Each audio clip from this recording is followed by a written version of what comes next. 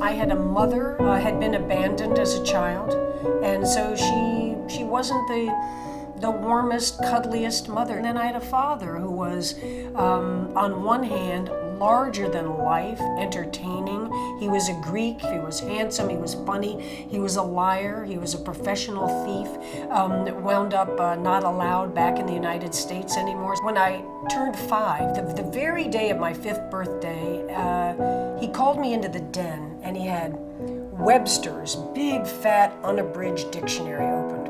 He had his hands on the pages, tears were standing in his eyes. "Darling, you are coming here. I have been waiting for this day for you to turn 5. Your name, my name, the name of my people, darling. It is in the bold black and white, the important book, the dictionary. Nyad.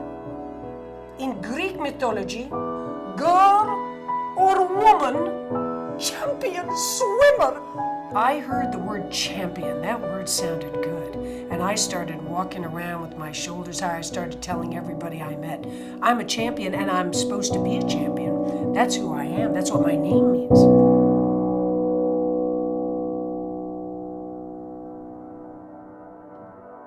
I was touched without my will when I was young.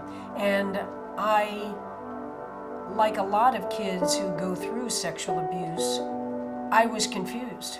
I felt humiliated. I felt terrified. This is my hero. This is my coach, who I felt in, especially because I wasn't so close to my parents and didn't talk to them about everything. I had him on a pedestal, but I didn't know about sex. You know, my coach used to say to me all the time, "I know you don't understand this, but one day you will. I'm an adult and I need this. And you know, this is our special thing." I suffered through it in paralysis and in silence because there was something in me that said, this must be love. I don't get it, but he must love me so much because he said this is our special thing. So it's taken me years to work through that. I was just left with a person who wouldn't admit it, who abused many other girls of my era and then eras past that, who was never punished by the Swimming Hall of Fame. He's still in the Swimming Hall of Fame.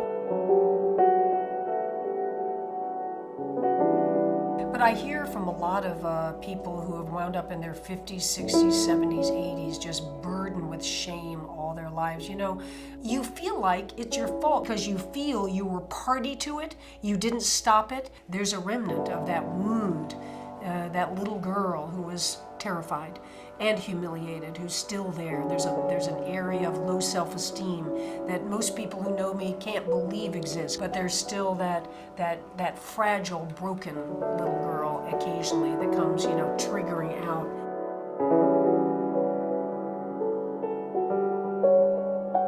People have been trying since 1950. The Cuba, Florida swim, the most challenging, most obstacle-ridden swim on Earth. The chances of getting all that right at one time are close to impossible. I mean, there were 5 attempts at Cuba. I heard even people on my own team would say, you know, we know too much of what's out there last night. You had 51 hours last time. We weren't even close to the shore. I said it's the age-old debate. Is it the destination or is it the journey? We are on a course of setting history, and we are in a course of a grand adventure.